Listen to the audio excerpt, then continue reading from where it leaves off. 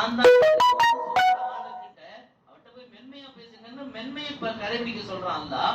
ஆனா அதே நேரத்துல அவுலியாக்களினுடைய விஷயத்துல யாராவது கோணலாம் நடந்தா அவர்களிடத்துல நான் போர் பிரகடனம் செய்கிறேன், நான் சண்டைக்கு தயாராகிறேன் என்று அல்லாஹ் அறிவிப்பு செய்கிறான் என்றால், இறைவன் அந்த ருபூபியத்துல யாராவது கை வைப்பார்கள் ஆனால், நான் தான் இறைவன் என்ற அல்லாஹ்வுடைய அதிகாரத்துல ஒருத்தர் கை வைத்தால் கூட அவரை அல்லாஹ் மன்னிக்கிறான், அவர்கிட்ட மென்மையா பேசுறதுக்கான சலுகைகள் அல்லாஹ் தர்றான். ஆனா அதே நேரத்துல அவன் நேசிக்கிற அவுலியாக்களினுடைய விஷயத்துல யாராவது கோணலாக நடந்தால் அங்கு மென்மைக்கு இடம் இல்லை. அல்லாஹ் சொல்கிறான், நான் அவர்களோடு போர் செய்கிறேன். வலிமார்களுடைய விஷயத்துல அவ்வளவு தூரம் அல்லாஹ் சுப்ஹானஹு வ தஆலா மாண்புகளை கொடுத்திருப்பதிலிருந்து நாம் புரிந்து கொள்ள வேண்டும். எனவே கௌஸுல் முஹியத்தீன் அப்துல் காதிர் ஜிலானி ரலியல்லாஹு அன்ஹு அவங்க பிறக்கிறதுக்கு முன்னாடி பல அவுலியாக்களால் அறிவிப்பு செய்யப்பட்டு பிறந்தாங்க. ஹஜ்ரத் மாரூஃபில் கரஹி ரலியல்லாஹு அன்ஹு, இந்த இறைநேசருடைய பெயர் நீங்க கேள்விப்பட்டிருப்பீங்க. ஜுனைதுல் பக்தாதி ரலியல்லாஹு அன்ஹு, இந்த இறைநேசருடைய பெயரை நீங்க கேள்விப்பட்டிருப்பீங்க. இவங்க எல்லாம் கௌஸ் நாயகத்துக்கு பிறக்கிறதுக்கு 200 ஆண்டுகளுக்கு முன்னாடி 300 ஆண்டுகளுக்கு முன்னாடி வாழ்ந்த இறைநேசர்கள். மாரூஃபில் கரஹி ரலியல்லாஹு அன்ஹு தங்களுடைய சஹாக்களிட்ட சொன்னாங்க, சமீபத்துல அப்துல் காதிர் என்ற ஒரு மகான் பிறப்பார், அவர் உலகத்தையே ஆளக்கூடிய வலியாக திகழ்வார் என்கிற சுப செய்தியை சொல்லி மாரூஃபில் கரஹி ரலியல்லாஹு அன்ஹு மறைந்திருக்கிறார். ஜுனைதுல் பக்தாதி ரலியல்லாஹு அன்ஹு அவங்களும் பிற்காலத்துல அப்துல் காதிர் என்கிற ஒரு மகான் பிறப்பார்கள், விலாயத் என்பது அவர்கள் கையில் தான் இருக்கும் என்று பல அவுலியாக்களால் நன்மராயம் சொல்லப்பட்டு பிறந்தவர்கள் தான் கௌஸுல் ஆலம் முஹியத்தீன் அப்துல் காதிர் ஜிலானி ரலியல்லாஹு. இமாம் ஹசன் அஸ்கரி ரலியல்லாஹு அன்ஹு என்று ஒரு அவுலியா வாழ்ந்தாங்க. இமாம் ஹசன் அஸ்கரி அவங்க என்ன செஞ்சாங்க, தங்களுடைய முரீதுல நம்பிக்கையான ஒருத்தரை அழைச்சி ஒரு தொழுகை விரிப்பு, ஒரு முசல்லாவை எடுத்து அவங்கள்ட்ட கொடுத்து, இந்த முசல்லாவை நீங்க பத்திரமா வச்சுக்கோங்க, சமீபத்துல அப்துல் காதிர் என்று ஒரு மகான் வருவார், அந்த மகான்கிட்ட இந்த முசல்லாவை என்னுடைய அன்பளிப்பா நீங்க கொடுக்க வேண்டும் என்று சொல்லி தன்னுடைய முரீதுக்கு ஒப்படைச்சு வச்சிருந்தாங்க. அவங்க அதை பாதுகாத்துட்டு வந்தாங்க. அது அப்படியே தலைமுறையா அது வந்து பாதுகாக்கப்பட்டு வருது.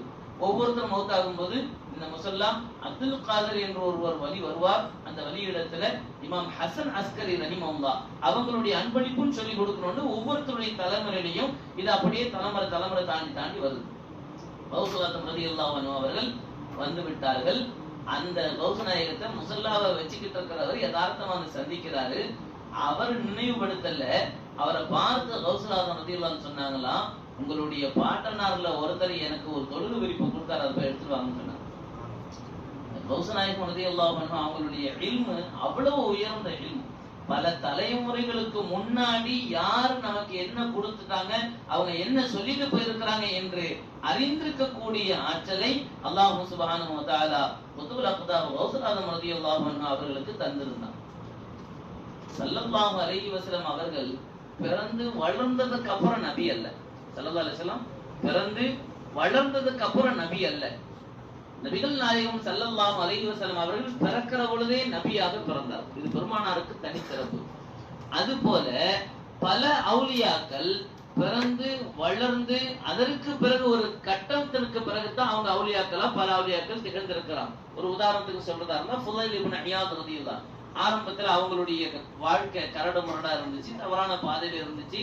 அதுக்கப்புறம் தங்களுடைய வாழ்க்கையை திருத்தி கொண்டு மிகப்பெரிய இறைநேசராக மாறினார்கள் ஃபுதைல் இப்னு இயாத் ரலியல்லாஹு. ஜுனைதுல் பக்தாதி ரலியல்லாஹு அன்ஹு ஆரம்பத்துல குத்துச்சண்டை வீரரா இருந்தாங்க. அதற்கு பிறகு ஒரு திருப்புமுனை ஏற்பட்டு அவங்களுடைய வாழ்க்கையில அகல பைத்த கண்ணியப்படுத்தியதனுடைய பரக்கத்துல அவங்களுக்கு விலாயத்து கிடைச்சது. அதுக்கப்புறம் அவுலியாவா மாறினாங்க. இப்படி வாழ்க்கையில பல காலங்களை கடந்ததற்கு பிறகு வலிமார்களாக ஆனவர்கள் உண்டு. இதை போல உள்ளவர்கள் அல்ல கௌஸுல் ஆலம் ரலியல்லாஹு அன்ஹு அவர்கள் பிறக்கிற பொழுதே வலியாகத்தான் பிறக்கிறார்கள். ஸல்லல்லாஹு அலைஹி வஸல்லம் பிறக்கிற பொழுது நபியாக பிறந்த மாதிரி கௌஸுல் ஆலம் முஹியத்தீன் அப்துல் காதிர் ஜிலானி ரலியல்லாஹு அன்ஹு அவங்க பிறக்கிற பொழுதே வலியாக பிறக்கிறார்கள். அதனாலதான் ரசூலுல்லாஹ் பிறக்கிற பொழுது சில அதிசயங்களை அல்லாஹ் நிகழ்த்தினான் அல்லவா. சில கோட்டைகள் இடிந்து விழுந்தது, அணையா நெருப்பு குண்டம் அணைந்தது, வற்றா நீர், இதெல்லாம் கடவுள்னு நம்பிக்கை கொண்டு வணங்கிக்கிட்டு இருந்தாலும் அது எல்லாத்தையும் அல்லாஹ் சக்தியை இழக்க வச்சான். எல்லா சிலைகளும் தலை குப்புற விழுந்தது. ரசூலுல்லாஹ் பிறக்கிறாங்க, சிலைகள் எல்லாம் தலை குப்புற விழுந்தது. இப்படி சில அதிசயங்களை சய்யிதுல் அம்பியா நபிமார்களின் தலைவர் பிறக்கிற பொழுது அல்லாஹ் சில அதிசயங்களை நடத்தினா இல்லையா.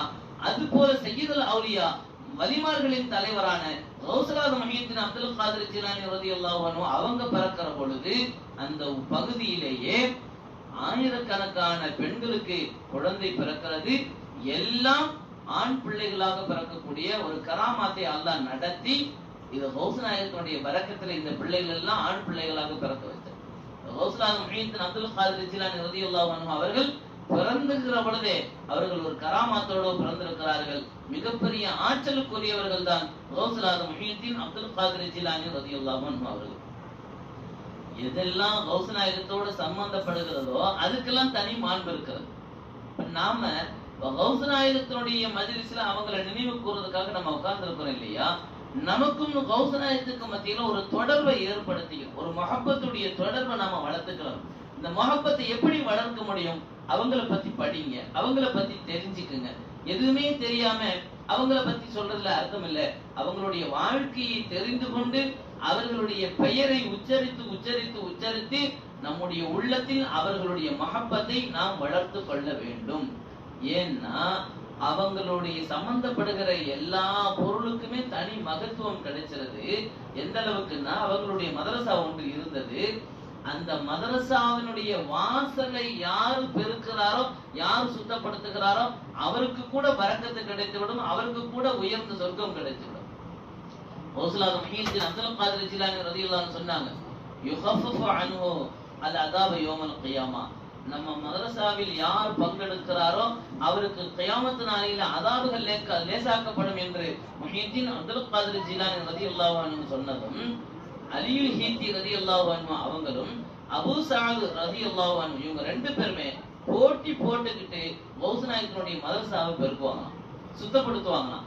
ஏன்னா இந்த மதரசாவை சுத்தப்படுத்துறது மூலமா நாளை மறுமையில் நமக்கு கியாமத்துடைய அதாப் இருக்காது என்று அவர்கள் ஒருவரை ஒருவர் முண்டி அடித்துக் கொண்டு இந்த ஹிதமத்தை செய்வார்கள் என்று சொன்னால், கௌஸ் நாயகத்தோடு எதெல்லாம் தொடர்பு கொள்ளுதோ அதுவெல்லாம் மாண்பிற்குரியதாக பரக்கத்திற்குரியதாக ஆகிவிடுவதை நாம் புரிந்து கொள்ள வேண்டும். அவர்களுடைய நாவிலிருந்து ஒரு துஆ வந்துட்டா போதும், நீ நல்லா இருப்ப, உனக்கு சொர்க்கம் கிடைச்சிரும், நல்லா மன்னிச்சிருவான், நான் உன்னை என் பிள்ளையா நான் எடுத்துக்கிட்டேன், நான் உன்னை என் நேசனா எடுத்துக்கிட்டேன் என்று அவர்களுடைய ஒரு வார்த்தை கிடைச்சிட்டா போதும். வலிமார்களுடைய நாவிலிருந்து வரக்கூடிய வார்த்தைக்கு அவ்வளவு பெரிய சிறப்பு இருக்கு. அபுல் மஆலி ரலியல்லாஹு அன்ஹு அவங்க அறிவிக்கிறாங்க, ஒரு மனிதர் கௌஸுல் ஆலம் ரலியல்லாஹு அன்ஹு அவங்கள்ட்ட வந்தார். வந்தவர் சொன்னாரு, கௌஸ் நாயகமே, எனக்கு பிள்ளை பாக்கியம் இல்லாம இருக்கிறது, எனக்கு பிள்ளை பாக்கியத்துக்காக நீங்க துஆ செய்யணும். கௌஸுல் ஆலம் ரலியல்லாஹு அன்ஹு சொன்னாங்க, உனக்கு ஒரு பிள்ளை பிறக்கும், ஆண் பிள்ளை பிறக்கும். அவர் வந்து கேட்டாரு, எனக்கு ஆண் பிள்ளை தான் வேணும்னு கேட்டாரு. அதனால கௌஸ் நாயகம் சொன்னாங்க, உனக்கு ஆண் பிள்ளை பிறக்கும். அவரும் போயிட்டாரு. காலங்கள் உருண்டோடியது. அவங்களுடைய மனைவி மாசமானாங்க, குழந்தை பிறந்தது. ஆனா பிறந்த குழந்தை பெண் குழந்தை, பிறந்த குழந்தை பெண் குழந்தை. அவர் பிறந்ததுமே குழந்தைய தூக்கிட்டு கௌஸுல் ஆலம் முஹீத்தீன் அப்துல் காதிர் ஜிலானி ரலியல்லாஹு அன்ஹு அவங்கள்ட்ட வந்தார்.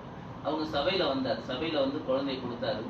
நான் எனக்கு ஆண் குழந்தை வேணும்னு கேட்டேன், நீங்களும் நீ கேட்டது உனக்கு கிடைக்கும்னு சொன்னீங்க, ஆனா பிறந்திருப்பதோ பெண் குழந்தை என்று அவர் சொல்லி கையில கௌஸ் நாயகத்துடைய கையில குழந்தை கொடுத்தாரு. கௌஸுல் ஆலம் முஹீத்தீன் அப்துல் காதிர் ஜிலானி ரலியல்லாஹு அன்ஹு ஒரு துணி எடுத்து அந்த குழந்தையை சுத்திட்டு மறுபடியும் அவர் கையில கொடுத்துட்டு இந்த வீட்டுக்கு கொண்டு போன்னு சொன்னார். அவர் எதுவுமே பேசல. அவர் புரிஞ்சுக்கிட்டாரு, குழந்தைய வாங்கிக்கிட்டாரு, வீட்டுக்கு போனாரு.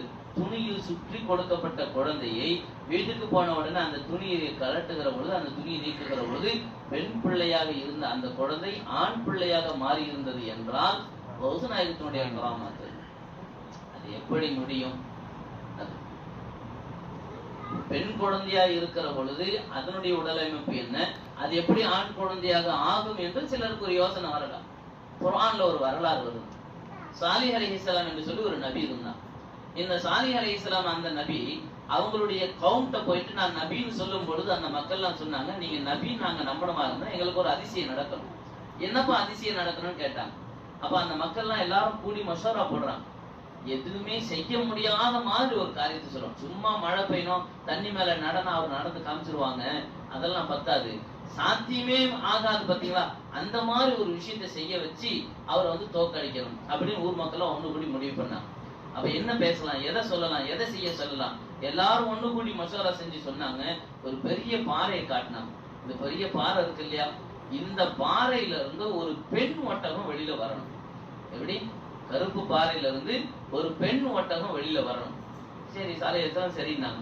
இல்ல அதோட இல்ல, வெளியில வர்ற அந்த பெண் ஒட்டகம் நிறமாசமா வரணும். அது நிறமாச கர்ப்பிணியா அந்த பெண் ஒட்டகம் வெளியில வரணும். வெளியில வந்து அந்த பெண் ஒட்டகம் குட்டி போடணும். அது மட்டுமல்ல, ஊர்ல இருக்கிற எல்லாருக்குமே அந்த பெண் ஒட்டகம் பால் கொடுக்கணும். இவ்வளவும் இது செய்யணும்னு சொன்ன உடனே சாலிஹ் அலைஹிஸ்ஸலாம் அல்லாஹ்விடத்தில் துஆ செய்தார்கள்.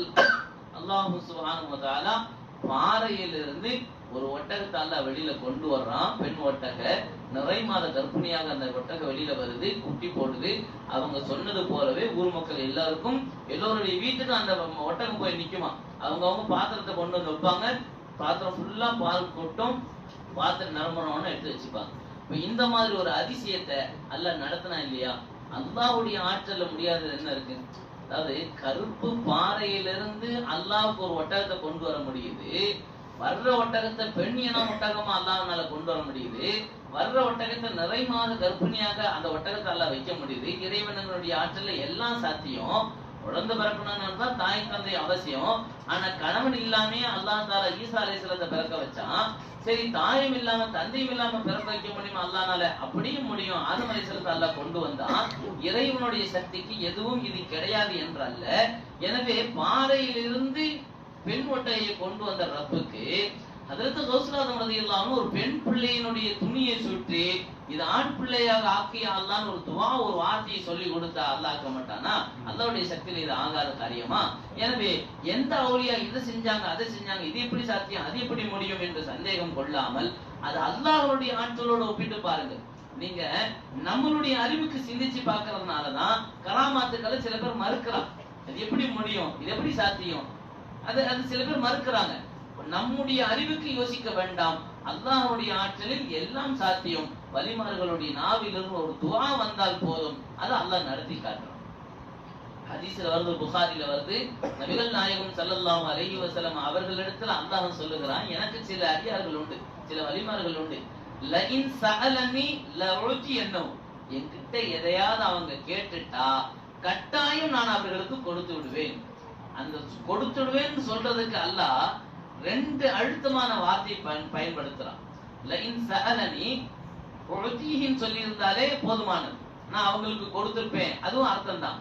ஆனா அல்லாஹ் தஆலா அரபி ஓதுறவங்களுக்கு தெரியும், லஉதி என்னஹுங்கிற வார்த்தையில ஆரம்பத்துல ஒரு லாம கொண்டு வரான், கடைசியில லஉதி என்னஹு ஷத்து வச்ச ஒரு நூனையும் கொண்டு வரான்.